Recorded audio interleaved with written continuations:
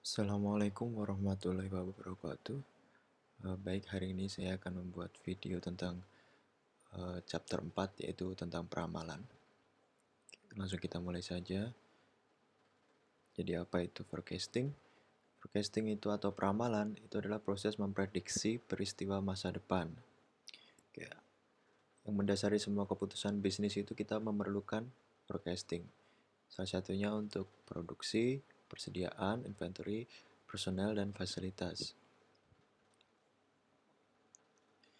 Nah, pada peramalan ini ada time horizonnya atau jangka waktu peramalannya. Yang pertama adalah short range forecast. Itu peramalan jangka pendek. Peramalan jangka pendek itu biasanya sampai dengan 1 tahun, umumnya sih kurang dari 3 bulan. Biasanya digunakan untuk melakukan penjadwalan pembelian, kemudian jumlah tenaga kerja, penugasan, dan tingkat produksi bulanan. Kemudian ada peramalan jangka menengah, itu 3 bulan sampai 3 tahun, biasanya digunakan untuk perencanaan produksi dan penjualan, dan kemudian juga sebagai pertimbangan untuk melakukan penganggaran. Kemudian ada peramalan jangka panjang, itu hingga 3 tahun lebih, itu untuk perencanaan produk baru, terus kemudian pembuatan lokasi fasilitas yang baru, kemudian ada penelitian dan pengembangan. Nah, kita membedakan perbedaannya dari ketiga time horizon ini tadi. Yang pertama itu untuk jangka menengah, itu peramalannya itu berkaitan dengan isu-isu yang lebih komprehensif terkait dengan keputusan manajemen dukungan mengenai perencanaan dan produk. Kemudian untuk jangka pendek biasanya itu menerapkan metodologi yang berbeda dari peramalan jangka panjang, dan jangka pendek pada umumnya itu lebih akurat dibandingkan peramalan jangka panjang. Kemudian ada tipe-tipe peramalan. Yang pertama, economic forecast. Itu biasanya terkait dengan siklus bisnis. Contohnya adalah tingkat inflasi, jumlah uang beredar, kemudian perumahan. Ya, ini ada hubungannya dengan makroekonomi. Kemudian technological forecast itu memprediksi tingkat kemajuan teknologi, dampak pengembangan produk baru. Kemudian ada peramalan permintaan. Itu kita mencoba untuk meramalkan penjualan produk dan jasa yang ada. Nah, untuk manajemen operasi ini kita akan berkutat dengan peramalan permintaan produk. Apa sih pentingnya strategi peramalan ini? Yang pertama, kita bisa mengalokasikan sumber daya manusia. Kapan kita harus membutuhkan tenaga kerja yang banyak dan kapan kita harus membutuhkan tenaga kerja yang sedikit. Kemudian ada kapasitas produksi. Di periode-periode tertentu, terkadang perusahaan itu harus memproduksi jumlah produk yang banyak terkait dengan permintaan yang banyak pula. Maka daripada itu, sebuah perusahaan diharapkan mampu memprediksi atau meramalkan periode-periode di mana jumlah permintaannya itu banyak, sehingga dapat menyiapkan operasional produksi dengan baik tanpa mengurangi kualitas yang seharusnya. Kemudian ini juga penting karena terkait dengan supply chain management, itu membina hubungan pemasok yang baik dan keuntungan harga. 7 langkah dalam peramalan itu, yang pertama kita menentukan penggunaan peramalan, kemudian kita memilih barang atau produk yang akan diramalkan, kemudian kita menentukan horizon waktu peramalan, yaitu jangka pendek, jangka menengah, atau jangka panjang. Kemudian kita memilih model peramalan, kita mengumpulkan data, membuat peramalan, dan memvalidasi atau menerapkan hasil dari peramalan itu. Realitasnya, di dalam kita, namanya juga kita meramal ya. Di dalam peramalan itu pasti ada tingkat kesalahannya, dan peramalan itu jarang sempurna. Dan kebanyakan teknik yang digunakan dalam ramal itu menganggap atau mengasumsikan bahwa adanya stabilitas data historis. Kemudian pada umumnya, peramalan kelompok atau peramalan agregat itu lebih akurat daripada kita meramal produk secara individu. Nah, pendekatan peramalan tuh ada dua. Yang pertama adalah kualitatif, yang kedua kuantitatif. Kualitatif itu digunakan ketika situasinya itu sangat tidak menentu dan terdapat hanya sedikit data. Contohnya adalah ketika kita ingin menciptakan produk baru dan ketika kita meramalkan adanya teknologi baru. Nah, di kualitatif method ini, pada umumnya manajer akan melibatkan intuisi dan pengalamannya dia untuk melakukan peramalan.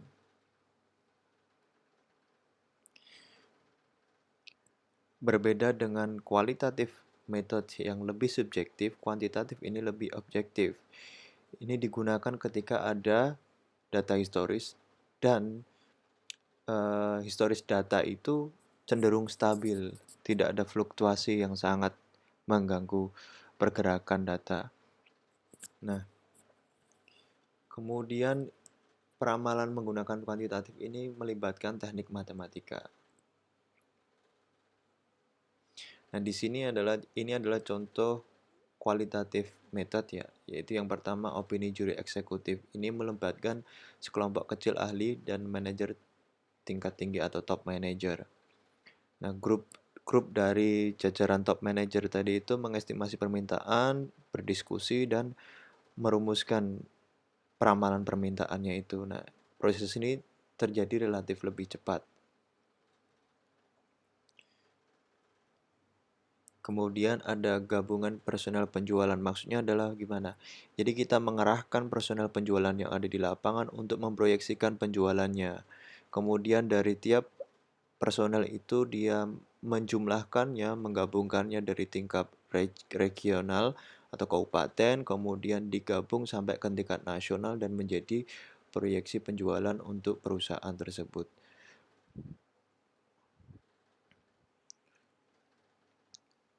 Untuk Delphi method ini melibatkan eh, tiga peran yaitu atau tiga anggota. Yang pertama adalah decision makers, yang kedua adalah staff personelnya, kemudian yang ketiga adalah responden. Nah, staff personel ini tugasnya adalah mengumpulkan informasi yang ada bersumber dari responden. Responden memberikan informasi terkait dengan produk, barang atau jasa. Mereka melakukan penilaian produk apa saja yang diinginkan oleh pelanggan selama ini. Responden ini pada umumnya adalah pelanggan.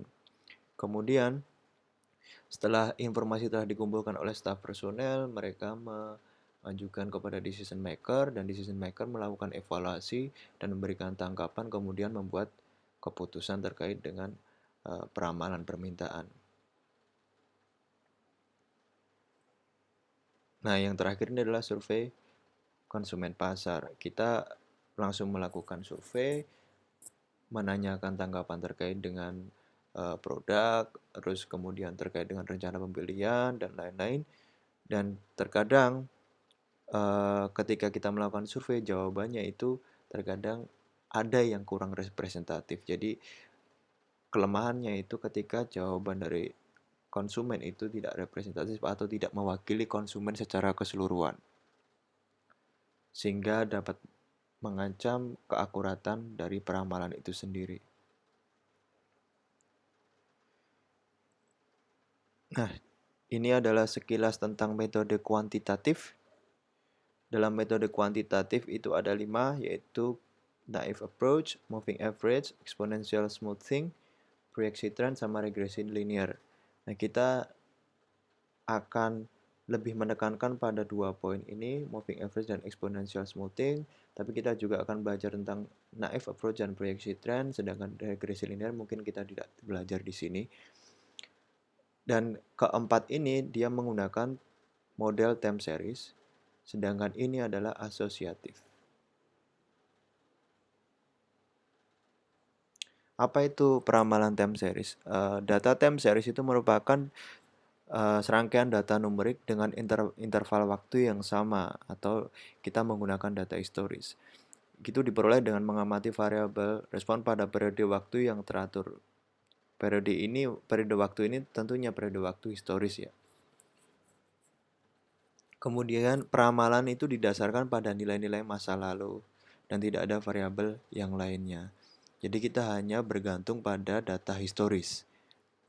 Dan kita mengasumsikan bahwa faktor yang mempengaruhi masa lalu dan sekarang itu akan terus berpengaruh di masa depan.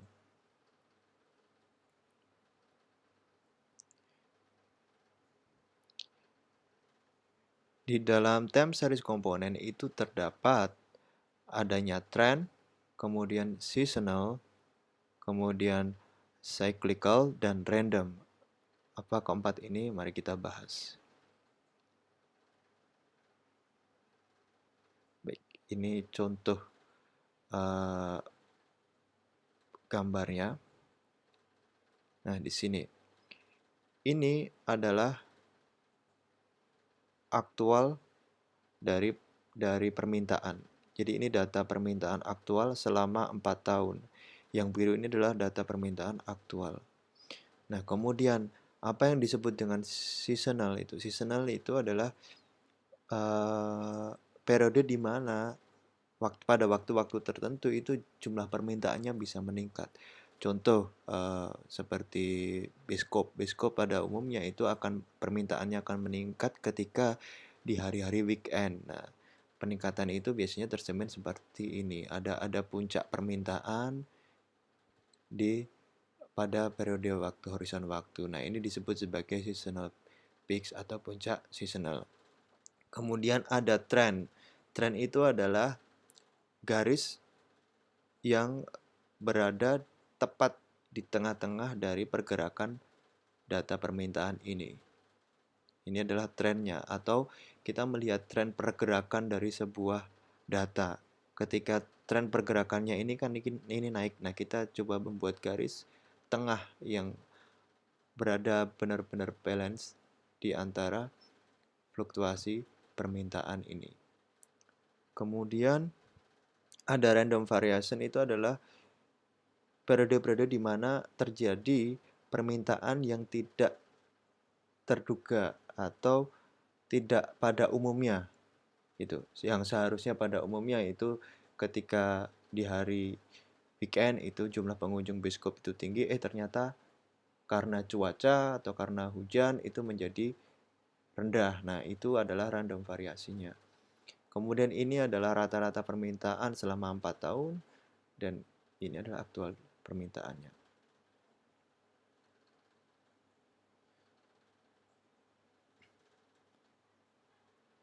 Nah, tren itu adalah keseluruhan pola antara pergerakan ke atas atau ke bawah.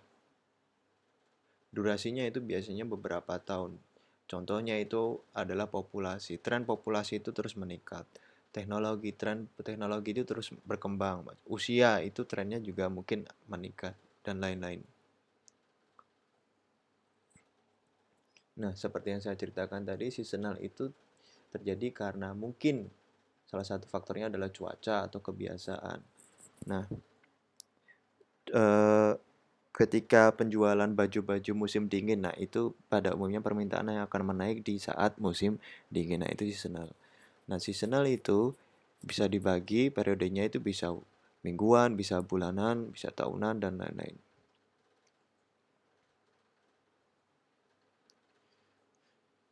Cyclical component itu gini, contohnya adalah ketika perusahaan kan punya siklus hidup produk.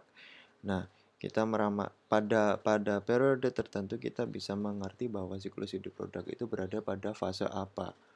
Nah, di situ mempengaruhi data peramalan permintaan juga.